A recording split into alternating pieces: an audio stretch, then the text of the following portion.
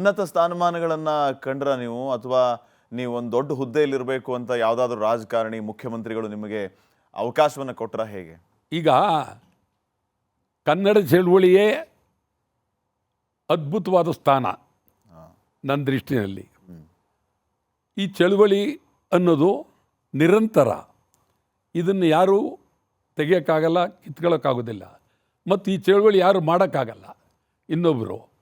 ಅಷ್ಟು ಬದ್ಧತೆ, ಪ್ರಾಮಾಣಿಕತೆ, ನಂಬಿಕೆ, ಧೈರ್ಯ ಇವೆಲ್ಲ ಬೇಕು. ಯಾರೂ ಕಾಣಲಿಲ್ಲ.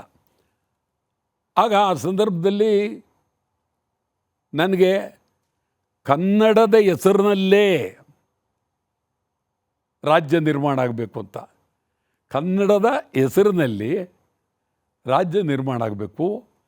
ತಮಿಳುನಾಡಿನಲ್ಲಿ ತಮಿಳರು ಅವರು ತೀವ್ರವಾಗಿ ಅವರು ತಮಿಳೇ ಪ್ರಾಧಾನ್ಯ, ತಮಿಳು ಅಂಥೇಳಿ ಅವರೆಲ್ಲರೂ ಅವರದೊಂದು ಟೀಮ್, ಪೆರಿಯಾರ್ನಿಂದ ಹಿಡಿದು ಕರುಣಾನಿಧಿವರೆಗೂ ಕನ್ನಡ ಇದು ತಮಿಳು ಅಂದ್ಕೊಂಡು ಹೋದರು. ನಾವು ಕರ್ನಾಟಕದಲ್ಲಿ ಕನ್ನಡವನ್ನು ಸಾರ್ವಭೌಮ ಮಾಡಿ ಕನ್ನಡಕ್ಕೆ ಕನ್ನಡದ ಹೆಸರಿನಲ್ಲಿ ಮತ ಓಟು ಹಾಕಿ ಇಡೀ ವಿಧಾನಸೌಧದಲ್ಲಿ ಕನ್ನಡ ಹೆಸರಿನಲ್ಲಿ, ಕನ್ನಡ ಭಾಷೆಯ ಹೆಸರಿನಲ್ಲಿ ಸರ್ಕಾರ ರಚನೆ ಆಗಬೇಕು ಅಂತ ನಂದು ಚಿಂತನೆ ಮೊದಲಿಂದು. ನಮ್ಮ ರಾಜ್ಯ ಇದು ಭಾಷಾವರ ಪ್ರಾಂತ್ಯ, ಕರ್ನಾಟಕ ರಾಜ್ಯ ಇರ್ಬೋದು, ಬೇರೆ ರಾಜ್ಯಗಳ ಭಾಷೆಯ ಆಧಾರದ ಮೇಲೆ ರಾಜ್ಯ ಕಟ್ಟಬೇಕು ಅಂತ. ಭಾಷೆಯ ಆಧಾರದ ಮೇಲೆ, ಜಾತಿಯ ಆಧಾರವಲ್ಲ, ಭಾಷೆಯ ಆಧಾರದ ಮೇಲೆ ರಾಜ್ಯ ಕಟ್ಟಬೇಕು ಅಂದಾಗ ಏನು ಮಾಡಬೇಕು? ಕನ್ನಡ, ನಿಮ್ಮ ಮತ ಕನ್ನಡಕ್ಕೆ, ನಿಮ್ಮ ಓಟು ಕನ್ನಡಕ್ಕಾಗಿ. ಇದು ಭಾರಿ, ಅದ್ರ ಜೊತೆಗೆ ಜನರ ಪರಿಸ್ಥಿತಿ, ಅವ್ರ ಅರಿವು, ಅವ್ರಿಗೂ ಬೆಂಬಲ ಹೇಗಿರಬೇಕು, ಕುಡಿಯೋ ನೀರಿರ್ಬೋದು, ರಸ್ತೆ ಎಲ್ಲ ಸೇರಿಸಿ ನಿರಂತರವಾಗಿ ಚಳವಳಿ. ಮೊದಲನೇ ಸಾರಿ ನಿಂತಾಗ ಅಸೆಂಬ್ಲಿಗೆ ಗೆದ್ದೆ, ಫಸ್ಟ್ ಅಸೆಂಬ್ಲಿಗೆ.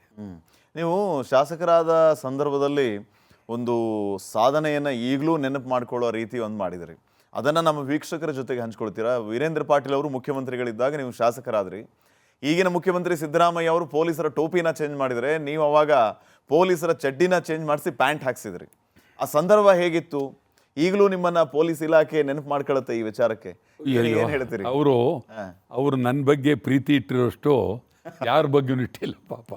ಭಾಳ ಪ್ರೀತಿ, ಎಲ್ಲ ಸಾಮಾನ್ಯ ಇವರಿಂದ ಉನ್ನತ ಮಟ್ಟದವರೆಗೂ ಒಟಾಳ್ ನಾಗರಾಜದಿಂದ ಅವ್ರಿಗೆ ಒಂದು ಗೌರವ, ಪ್ರೀತಿ, ಅಭಿಮಾನ.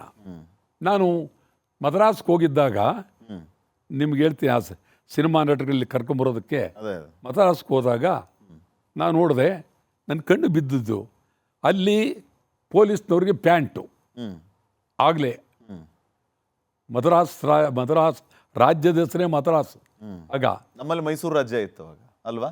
ತಮಿಳು ಮೈಸೂರು ರಾಜ್ಯ ನಮ್ಮಲ್ಲಿ ಅವಾಗ. ನಮ್ಮಲ್ಲಿ ಮೈಸೂರು ರಾಜ್ಯ. ಮೈಸೂರು ರಾಜ್ಯ ಅಷ್ಟೊತ್ತಿಗೆ ಕರ್ನಾಟಕ ಏಕೀಕರಣ ಆಗೋಗಿತ್ತು.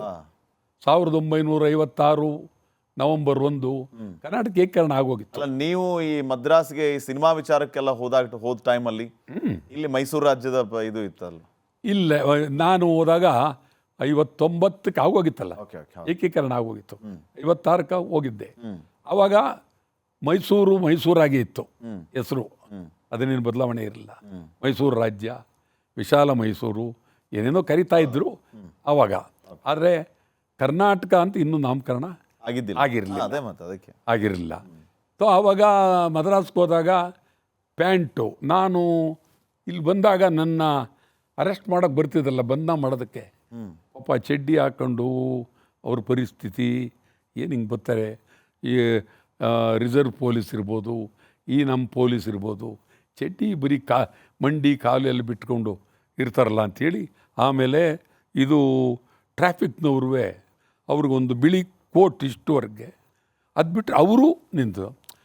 ನಾನು ಅನೇಕ ಕಡೆ ಅದನ್ನು ಹಾಸ್ಯವಾಗಿ ತಗೊಂಡೆ, ಅದನ್ನು ಚುಡಾಯಿಸ್ಬೇಕು ಇವ್ರನ್ನ ಅಂತ ಹೇಳಿ ನಾನು ಸಭೆಗಳಲ್ಲಿ ಮಾತನಾಡುವಾಗ, ನೋಡ್ರೆ ಇವರು ನಮ್ಮ ಪೊಲೀಸ್ ಪರಿಸ್ಥಿತಿ ಏನಾಗಿದೆ, ಚಡ್ಡಿ ಹಾಕೊಂಡು ನಿಂತಿರ್ತಾರೆ, ಟ್ರಾಫಿಕ್ನಲ್ಲಿರ್ತಾರೆ, ಅವರು ಕೈ ಎತ್ತಿ ಈ ಕಡೆ ಬನ್ನಿ ಆ ಕಡೆ ಬನ್ನಿ ಹೇಳ್ತಾ ಇರ್ತಾರೆ, ಸೊಳ್ಳೆ ಕಡಿದ್ಬಿಟ್ರೆ ಕೈ ಕೆಳಗೆ ಬಿಟ್ಬಿಡ್ತಾರೆ ಕರ್ಕೊಂಡು, ಆಗ ಆಕ್ಸಿಡೆಂಟ್ಗಳಾಯ್ತವೆ.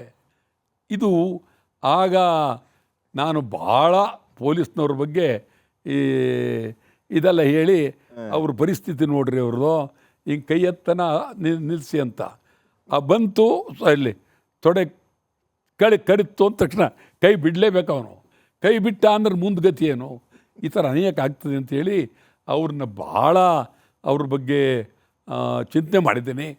ಮತ್ತು ಅನೇಕ ಕಡೆ ಅವ್ರನ್ನ ನಾನು ಒಂದು ಎಲ್ಲೋ ಕೊಲೆ ಆಗಿರುತ್ತೆ, ಕೊಲೆ ಆಗಿದ್ದಾಗ ಅಲ್ಲಿ ಒಂದು ಕೊಲೆಯಾದ ವ್ಯಕ್ತಿ ಹೆಣವಾಗಿ ಬಿದ್ದಿರ್ತಾನೆ, ಅದಕ್ಕೆ ಪೊಲೀಸ್ನವ್ರು ಹೇಳ್ತಾರೆ ಸುತ್ತ ಬಣ್ಣ ಹಾಕಿ ಬರೆದಿರ್ತಾರೆ, ಇದರ ಮಧ್ಯೆ ಏನೂ ಬರಬಾರ್ದು, ಕ್ರೈಮ್ ಸೀನ್ ನಾಟ್ ಅಲ್ಲ, ಇದೊಂದು ಹಾಕ್ತಾರೆ, ರೌಂಡ್ ಹಾಕ್ತಾರೆ. ಆವಾಗ ಪೊಲೀಸ್ನವ್ರು ಕಾದಿರಬೇಕು, ಕಾದಿರಬೇಕು. ಆಮೇಲೆ ಇವೆಲ್ಲ ಮೀಟಿಂಗ್ಲಿ ಹೇಳ್ತಿದ್ದೋ, ಕಾದಿರ್ಬೇಕು ಪೊಲೀಸ್ನವರು.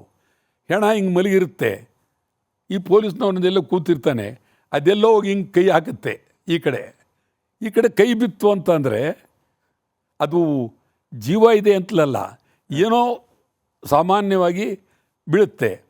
ಆಗ ಬೆಳಗ್ಗೆ ಬರ್ತಾನೆ ಪೊಲೀಸ್ನವರು, ಉನ್ನತ ಅಧಿಕಾರಿಗಳು, ರಾತ್ರಿ ಹೆಣ ಹಿಂಗಿತ್ತು, ಹೆಂಗೆ ಬಂತು ಕೈ ಈ ಕಡೆಗೆ, ನೀನು ಎಲ್ಲೋಗಿದ್ದೆ ನೀನು, ಅವನು ಕಿತ್ತಾಕ್ತಾರೆ ಅವನ್ನ ಅಧಿಕಾರದಿಂದ.